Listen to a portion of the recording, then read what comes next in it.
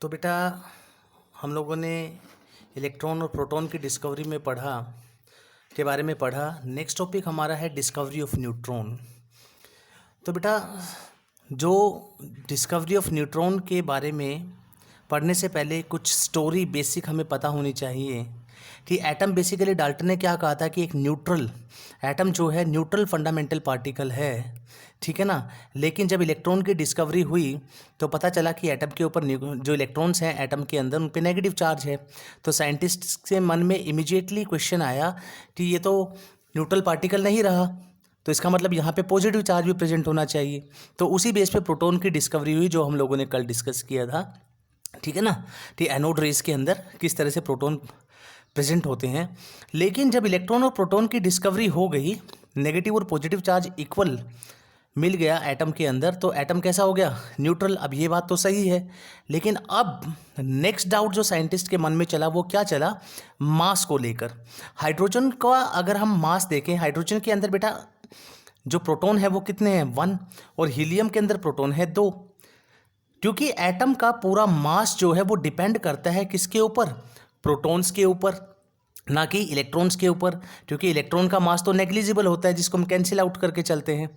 तो जब प्रोटॉन पे मास डिपेंड करेगा, ठीक है ना, तो इसका मतलब हाइड्रोजन का मास 1 एटॉमिक मास यूनिट होना चाहिए था, और हीलियम का मास 2 प्रोटॉन है तो 2 एटॉमिक मास यूनिट होना चाहिए था, ठीक है ना। तो कहने का मतलब ये है कि एक हीलियम का एटम किसके इक्वल होना चाहिए था? 2 हाइड्रोजन एटम के इक्वल होना चाहिए था, लेकिन ऐसा नहीं था। जब मेज़र किया गया तो क्या मिला कि जो एक हीलियम का एटम है वो ज़्यादा हैवी है किससे? 2 हाइड्रोजन के एटम से। तो जनरली जब एक हीलियम के एटम को 4 हाइड्रोजन के एटम के साथ कंपेयर किया गया तो दोनों का वेट क्या आया? इक्वल आया।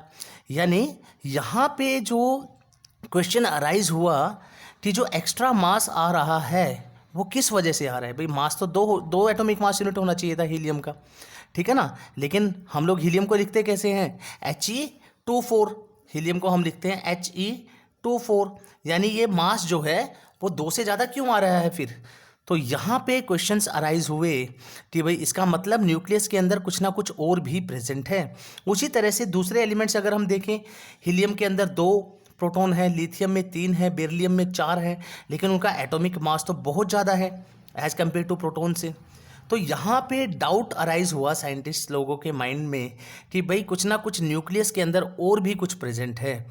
इलेक्ट्रॉन का तो पता चल गया कि वो बाहर घूम रहे हैं सेल के अंदर, प्रोटॉन न्यूक्लियस के अंदर है, एटम न्यूट्रल है, सही बात है, लेकिन कुछ ना कुछ न्यूक्लियस के अंदर और प्रेजेंट है जिसकी वजह से जो मास है वो क्या है?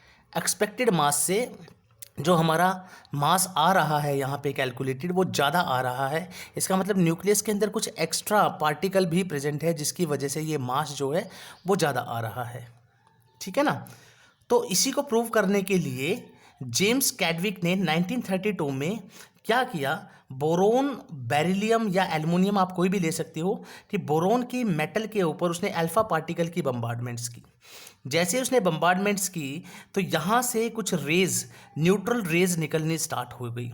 अब कैसे पता चला न्यूट्रल रेज का? जब उसने इलेक्ट्रिक फील्ड लगाया दोनों तरफ तो ये रेज कहीं पर भी डिफ्लेक्ट नहीं हुई, ना तो पॉजिटिव प्लेट की तरफ ना ही नेगेटिव प्लेट की तरफ, बिल्कुल स्ट्रेट लाइन में चलती गई। तो इसका मतलब ये न्यूट्रल है, ठीक है ना। लेकिन अब हुआ क्या? जब उसने इन रेज को पास किया एक वैक्स के अंदर से, तो हुआ क्या? इन रेज ने वैक्स के एटम में से प्रोटॉन को बाहर निकालना शुरू कर दिया, शूट आउट करना स्टार्ट कर दिया। अब यहाँ पे कंसेप्ट दिमाग में आया साइंटिस्ट लोग जेम्स कैडविक के कि भाई ये जो है यहाँ पे रे तो न्यूट्रल है, लेकिन इस रे के अंदर ज़रूर कोई ऐसा पार्टिकल प्रेजेंट है जो न्यूट्रल है और जिसका क्या है? जो न्यूट्रल तो है ही, लेकिन जिसका मोमेंटम बहुत हाई है, ठीक है ना। उस पार्टिकल का मोमेंटम हाई है, उस पार्टिकल का मास है, इसीलिए उसने क्या किया? वैक्स के एटम के प्रोटॉन को जैसे ही टक्कर मारी तो वहाँ से प्रोटॉन को इजेक्ट आउट कर दिया उसकी, ठीक है ना। तो यहीं से ही हमें पता चला इस एक्सपेरिमेंट से कि इन न्यूट्रल रेज के अंदर एक पार्टिकल प्रेजेंट है, न्यूट्रल पार्टिकल प्रेजेंट है, जिसका नाम रखा गया क्या? न्यूट्रॉन, ठीक है ना। और न्यूट्रॉन का जो मास है वो ऑलमोस्ट कंपेरेबल होता है प्रोटॉन के, या फिर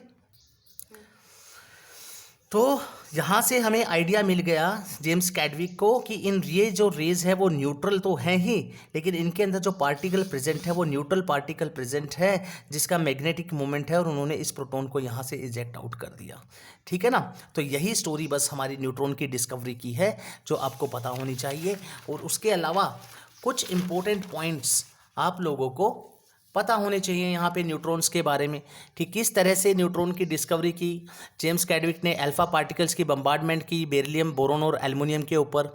1932 में जेम्स कैडविक ने क्या किया, उसने फाइंड आउट किया इलेक्ट्रो न्यूट्रल पार्टिकल, ठीक है ना, जिसका मास ऑलमोस्ट कंपेरेबल था किसके, हाइड्रोजन एटम के। और न्यूट्रॉन जो है उसको डिनोट कैसे करते हैं, N01 से।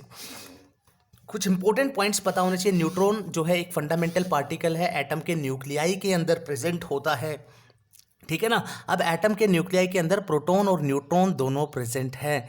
इसका मतलब जो एटम का मास है वो प्रोटॉन और न्यूट्रॉन की वजह से है। इसीलिए जो मास था, ठीक है ना, वो ज़्यादा क्यों आ रहा था, वो मास इसीलिए आ रहा था कि वहाँ पे प्रोटॉन के साथ न्यूट्रॉन भी प्रेजेंट है। तो ये डाउट साइंटिस्ट लोगों का क्लियर हो गया है यहाँ पे।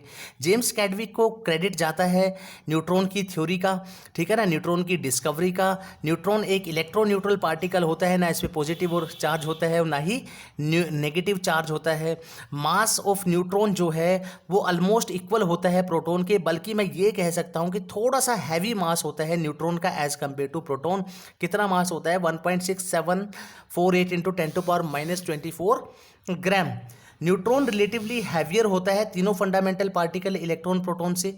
ग्राम मोलिकुलर मास न्यूट्रॉन का कैसे निकालोगे, मास इंटू एवोगैड्रो नंबर कितना आ जाएगा, 1.00893। कोई भी एटॉमिक मास, किसी भी एटम का जो मास होगा वो डिपेंड करेगा किस पे, mass of proton plus mass of neutron पे। तो ये कुछ इंपॉर्टेंट बातें आप लोगों को पता होनी चाहिए यहाँ पे।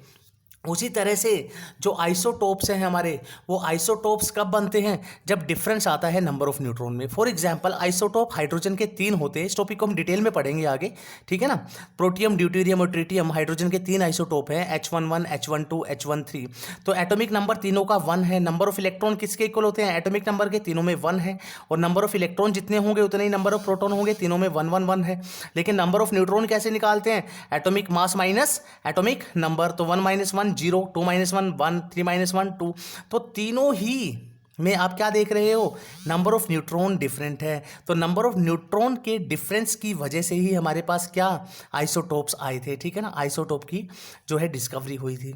तो इसी तरह से हमें पता होना चाहिए कि जो एटॉमिक मास होगा वो क्या होगा, प्रोटॉन प्लस न्यूट्रॉन के इक्वल होगा।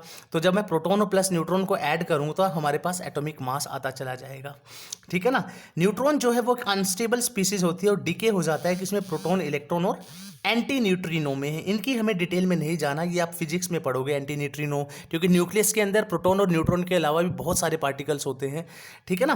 तो उनके बारे में हम लोग फिजिक्स में पढ़ते हैं, यहाँ पे नहीं पढ़ते। और जो डीके हाफ लाइफ होता है इसका वो कितना होता है, 20 मिनट, यानी हर 20 मिनट में न्यूट्रॉन क्या होता है, हाफ डिसइंटीग्रेटेड हो जाता है।